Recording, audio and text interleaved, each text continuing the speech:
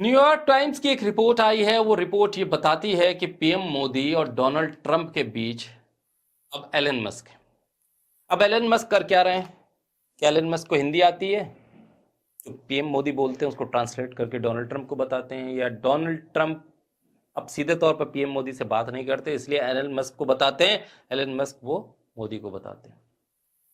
ये तो बात रही आमने सामने की, लेकिन चौंकाने वाली बात यह है कि भाई टेलीफोन लाइन पर भी एलन मस्क थे। जी हाँ, जो खबरें चलती है ना, मोदी जी ने सीधे ट्रंप को कॉल कर दी या ट्रंप ने मोदी जी को बात कर ली। अब वो दोनों की बात में एक रिसीवर उठा हुआ था एलन मस्क के पास भी। अब भाई क्या बात हो रही थी एलन मस्क के? ईरान के बारे में बात हो रही थी। तो एलन मस्क क्या सरकार का हिस्सा है? अमेरिका के गृह मंत्री हैं, आर्मी चीफ हैं, कोई रॉकेट साइंस उनके पास है, या भारत सरकार के कोई प्रतिनिधि हैं एलन मस्क? जो दोनों के बीच में एक रिसीवर उनके पास भी था। यह बड़ी चौंकाने वाली बात है भाई। और पीएम मोदी बात क्यों कर रहे थे एलन मस्क को बीच में बैठाकर?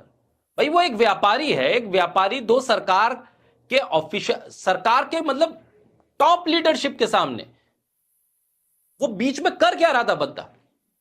यह बहुत बड़ा सवाल है।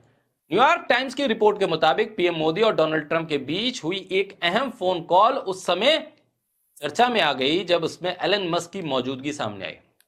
पश्चिमी एशिया में बढ़ते तनाव और स्ट्रेट ऑफ हॉर्मुज की सुरक्षा जैसे गंभीर मुद्दों पर हुई इस बातचीत ने ग्लोबल मोर्चों पर हलचल पैदा तब कर दी कि भाई एलन मस्क क्या कर रहे थे। स्ट्रेट ऑफ हॉर्मुज से अगर जहाज निकलेगा तो एलन मस्क क्या रास्ता दिखाएंगे, झंडी दिखाएंगे, या उस शिप को गार्ड करेंगे? क्या भारत के कहने पर एलन मस्क वहां मौजूद थे या ट्रंप के कहने पर वो मौजूद थे? ये कॉल ऐसे समय में हुई जब पश्चिमी एशिया में तनाव तेजी से बढ़ रहा है और वैश्विक ऊर्जा आपूर्ति को लेकर चिंता बढ़ती जा रही है, खासकर स्ट्रेट ऑफ हॉर्मुज की सुरक्षा को लेकर। न्यूयॉर्क टाइम्स की एक रिपोर्ट के मुताबिक उस फोन कॉल में मुख्य रूप से ईरान से जुड़े तनाव, पश्चिमी एशिया की सुरक्षा की स्थिति और वैश्विक समुद्री मार्गों की सुरक्षा पर चर्चा हुई। हुर्मुज, जो दुनिया का सबसे महत्वपूर्ण समुद्री मार्गों में से एक है, ये फारस की खाड़ी को अरब सागर से जोड़ता है और वैश्विक तेल आपूर्ति का बड़ा हिस्सा इसी रास्ते से होकर गुजरता है।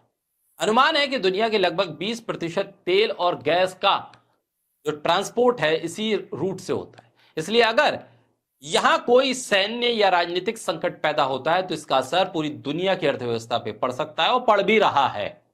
रिपोर्ट में दावा किया गया है कि संवेदनशील बातचीत में एलन मस्क की भागीदारी बहुत असामान्य सी थी, क्योंकि वो किसी भी सरकार का आधिकारिक हिस्सा नहीं है। सामान्य तौर पर जब दो देशों के शीर्ष नेता इस तरह की रणनीतिक बातचीत करते हैं तो उसमें केवल सरकारी अधिकारी, राष्ट्रीय सुरक्षा सलाहकार, राजनीतिक विशेषज्ञ, राजनयिक मौजूद होते हैं, डिप्लोमेट्स मौजूद होते हैं, राजदूत मौजूद होते हैं। ऐसे में एक निजी उद्योगपति का शामिल होना बहुत गंभीर मामला है। हालांकि भारत सरकार कह रही है कि भाई ये तमाम रिपोर्ट गलत है, फोन कॉल पर सिर्फ मोदी और ट्रंप थे, बीच में कोई नहीं था। अब मोदी और ट्रंप के बीच में भाई ये हिंदी अंग्रेजी का ट्रांसलेशन कौन कर रहा था, ये भी बहुत बड़ा सवाल है। मंत्रालय कह रहा है कि बातचीत में किसी भी तीसरे व्यक्ति की मौजूदगी की बात सही नहीं है। इसके बावजूद मीडिया और राजनीतिक विशेषज्ञों के बीच इस मुद्दे पर चर्चा जारी है कि आखिर इस तरह की खबरें सामने क्यों आई और इसके पीछे के कारण क्या है और न्यूयॉर्क टाइम्स इसे क्यों छाप रहा है। कुछ एनालिस्ट का मानना है कि एलन मस्क की कंपनियां जैसे कि अंतरिक्ष तकनीक और सैटेलाइट कम्युनिकेशन से जुड़ी परियोजनाएं वैश्विक सुरक्षा और तकनीकी ढांचे में महत्वपूर्ण भूमिका निभा रही हैं। ऐसे में यह संभव माना जा रहा है कि कई देशों की सरकारें तकनीकी सहयोग या संचार प्रणाली के लिए निजी कंपनियों के प्रमुखों से संपर्क करती रही हैं। लेकिन ट्रंप और मोदी के बीच में वो क्या कर रहे थे?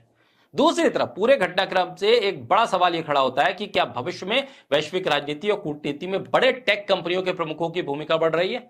आज के समय में तकनीक, अंतरिक्ष, इंटरनेट और संचार अंतरराष्ट्रीय शक्ति संतुलन का महत्वपूर्ण हिस्सा बन गए। कुल मिलाकर मोदी और ट्रंप के बीच हुई ये फोन कॉल ने न केवल पश्चिमी एशिया की सुरक्षा की स्थिति को लेकर चिंता को उजागर किया है, बल्कि यह भी दिखाया है कि वैश्विक राजनीति में सरकारें किस तरह से उद्योगपतियों के साथ मिलकर चल रही हैं। अब पवन खेड़ा ने लिखा इस पर, ऐसा प्रतीत होता है कि ट्रंप का हाँ में हाँ मिलाने वाला समझे जाने वाले व्यक्ति यानी नरेंद्र मोदी समझे जाने के बावजूद भी अभी भी प्रधानमंत्री मोदी को वॉशिंगटन में अपनी पकड़ बनाने में कठिनाई हो रही है। और यही वजह है कि एलन मस्क का इस्तेमाल ट्रंप से बातचीत करने के माध्यम के तौर पर किया जा रहा है और ये पूरी तरह से नया भी नहीं है। पवन खेड़ा लिखते हैं कि एप्स्टीन फाइल से संकेत मिलता है कि वॉशिंगटन में उनकी सीधी पहुंच नहीं थी, इसलिए दरवाजे खोलने के लिए एप्स्टीन और अनिल अंबानी जैसे मध्यस्थों पर निर्भर रहना पड़ा। उन्होंने न केवल खुद को हास्यास्पद बना दिया है, बल्कि अपने साथ साथ प्रधानमंत्री कार्यालय की गरिमा को भी नीचे गिरा दिया है। एक एडवर्ड है, उन्होंने भी लिखा है कि न्यूयॉर्क टाइम्स की नई रिपोर्ट में एलन मस्क इस हफ्ते डोनाल्ड ट्रंप और मोदी के बीच हुई फोन कॉल में शामिल थे। दोनों नेताओं ने ईरान युद्ध और उससे पैदा हुए ऊर्जा संकट पर चर्चा की है। एलन मस्क के मध्य पूर्व में व्यवसायिक हित हैं और वो भारत में भी अपनी पकड़ बनाना चाहते हैं, और इसीलिए ये बातचीत का हिस्सा वो बने थे। तो व्यापारिक हित साधे जा रहे थे क्या? स्वास्नी हैदर ने इसी खबर को कोट करते हुए ट्वीट को रीट्वीट किया और कोट करते हुए लिखा कि डीसी में, वॉशिंगटन डीसी में मोदी मस्क की उस असहज मुलाकात 1 साल बाद, जिसमें मस्क अपने बच्चों और चाइल्ड केयर स्टाफ को भी प्रधानमंत्री मोदी, विदेश मंत्री और राष्ट्रीय सुरक्षा सलाहकार के साथ बैठक में लेकर आए थे, अब दोनों नेताओं के बीच हुई फोन कॉल में एक गैर आधिकारिक व्यक्ति के तौर पर मस्क की मौजूदगी काफी अजीब लगती है।